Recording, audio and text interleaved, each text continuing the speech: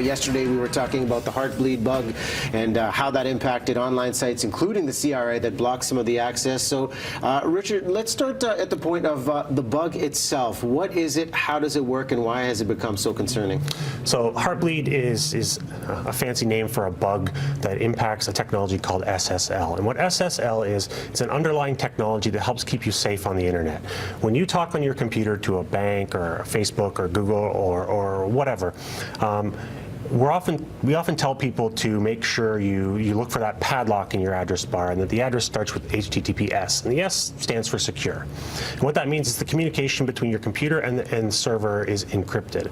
Well, the Heartbleed bug, what's happened is there's a bug on the server side. So on your side, you're doing everything right. But on the server side, people have figured out a way to reach out and grab random chunks of memory out of the server, where sometimes, and it's occasionally, it's not every single time someone goes and grabs a chunk, but in that memory can be your username, your password, your credit card number, your bank account information, things like that. And so that's why outfits like the CRA have shut things down until they can make sure everything is completely fixed. Now, from what we heard yesterday, it seems like they found the fix to the bug, and now the transition period happens.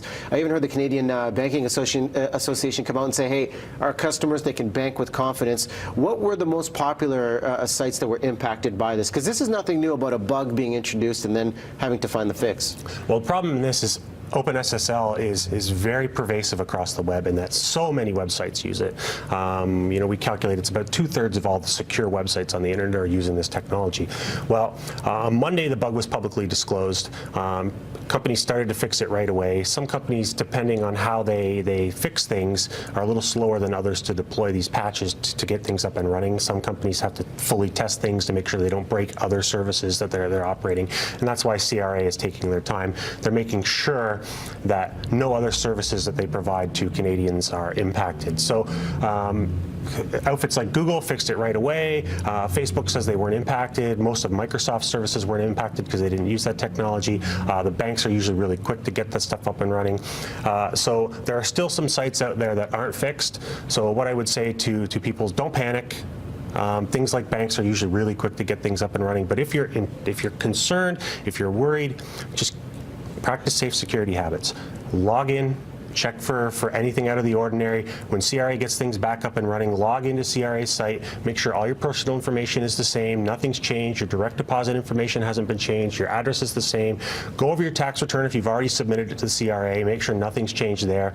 And if anything has changed, call the CRA, call the police, say something's happened, someone's got into my personal information, made some changes, and let's fix it. I know the one change, hearing about something like this, the tendency can be, I'm going to rush to go change my password, but when we have this transition, when is the best time for the onus being on us to start changing things of that nature?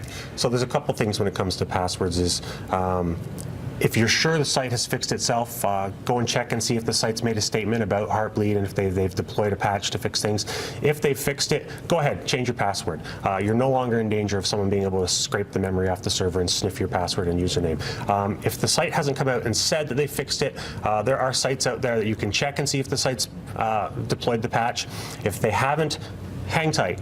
Don't panic. Wait a couple more days for them to fix things, and then go change your password. Because the danger is if you change your password today, and the site hasn't fixed itself, you're not any better off than you were yesterday, because you've just changed your password, but the opportunity for someone to go and get the new password still exists. And what's the website for those watching at home that can find out about Heartbleed and if their particular site has been impacted? I believe it's filippo.io/Heartbleed. And what you can do is you go to that site, you type in the name of the site you want information on, and it will tell you if it's currently vulnerable to the bug or if it's been fixed. All right, Richard, thanks for the insight on this, an all-important issue for many of us, Michelle. So we've got that website on screen. We'll pop it up on Facebook for you, too, in case you missed it. Thanks so much. Thanks for having me.